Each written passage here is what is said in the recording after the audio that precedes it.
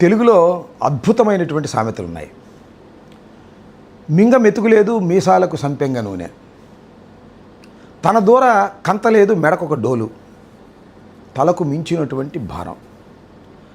ఈ మూడు తెలుగు సామెతల్ని నేను ఇప్పుడు ఎందుకు ప్రస్తావన చేస్తున్నానంటే, రాష్ట్రంలో పెద్ద ఎత్తున మావిగన్ మీద చర్చ జరుగుతూ ఉంది, అమరావతి మీద చర్చ జరుగుతూ ఉంది.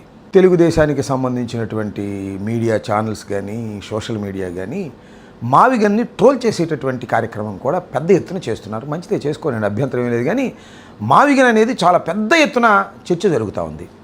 ఈ చర్చ అవసరం అంటాను. రాష్ట్ర వ్యాపితంగా ఈ చర్చ జరగాలి.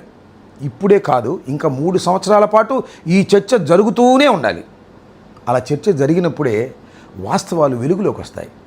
నేను ఈ 3 సామెతలు చెప్పాను దేనికంటే, అమరావతి గురించి. తన దూర కంతలేదు మెడకొక డోలు అని ఎందుకన్నానంటే, 2014లో రాష్ట్రం విడిపోయిన తర్వాత రాష్ట్ర ఆర్థిక పరిస్థితి చాలా చిన్నాభిన్నంగా ఉంది.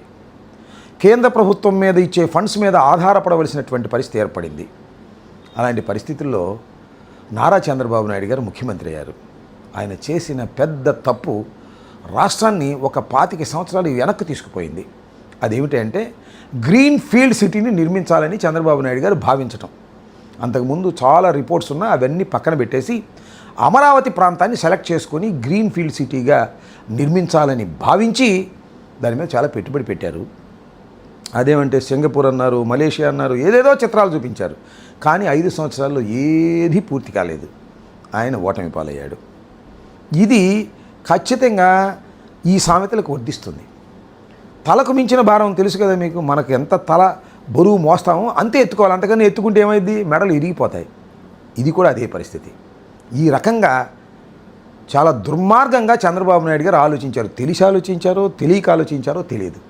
ఎందుకంటే తెలియక ఆలోచించాడంటేనేమో ఒప్పుకోరు వాళ్ళు. ఎందుకంటే ఆయన చాలా సుదీర్ఘమైనటువంటి రాజకీయ చరిత్ర ఉంది, అనుభవం ఉంది అని. కానీ ఏ మాత్రం ఆలోచన ఉన్నా కూడా ఇలాంటి నిర్ణయాన్ని ఏ ముఖ్యమంత్రి చెయ్యకూడదు కూడా. ఎందుకంటే ఆంధ్ర రాష్ట్రంలో అనేకమైన పట్టణాలు ఉన్నాయి, ఆల్రెడీ డెవలప్ అయిపోయిన పట్టణాలు ఉన్నాయి. విశాఖపట్నం నుంచి తిరుపతి వరకు చూస్తే అనేక పట్టణాలు అభివృద్ధి చెందినటువంటి ఉన్నాయి. ఆ పట్టణాల్లో ఒక పట్టణాన్ని రాజధానిగా ఎన్నుకుని ఉన్నట్లయితే ఈ పరిస్థితి ఉండదు కదా. ఇవాళ 1,00,000 ఎకరాలు 2 లక్షల కోట్లు వెచ్చించి గ్రీన్ ఫీల్డ్ సిటీని నిర్మించేటటువంటి శక్తి ఆంధ్రప్రదేశ్కు ఉందా? ఆలోచించమని మనం చేస్తున్నాం. అందువలనే జగన్మోహన్ రెడ్డి గారు విశాఖపట్నం ప్రపోజ్ చేశారు. దానికి అనేకమైన అడ్డంకులు సృష్టించారు. అది ముందుకు వెళ్ళలేదు. ఓకే, మళ్ళీ తర్వాత చంద్రబాబు నాయుడు గారు వచ్చారు. మళ్ళీ అమరావతి జోలికి వెళ్ళారు. అమరావతి 50,000 ఎకరాలు కాకుండా 1,00,000 ఎకరాలు అన్నారు.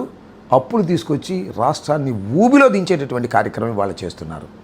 అందువలనే జగన్మోహన్ రెడ్డి గారు ఆల్రెడీ డెవలప్ అయిపోయినటువంటి 3 సిటీల్ని కలిపి ఒక గ్రోత్ కారిడార్గా నిర్ణయిస్తే బాగుంటుంది అంటే పెద్ద చర్చ జరుగుతుంది. జరగాలి కూడా. ఈ చర్చ జరగాలి.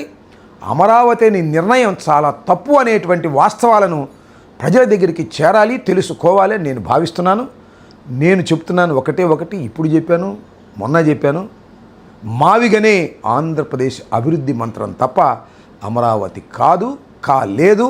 అమరావతి 5 సంవత్సరాలు కాదు, 50 సంవత్సరాలకు కూడా పూర్తయ్యేటటువంటి సాధ్యమైనటువంటి అంశం. దీన్ని విఘ్నులైనటువంటి రాష్ట్ర ప్రజలు గమనించాలని ఈ సందర్భంగా నేను కోరుకుంటున్నాను.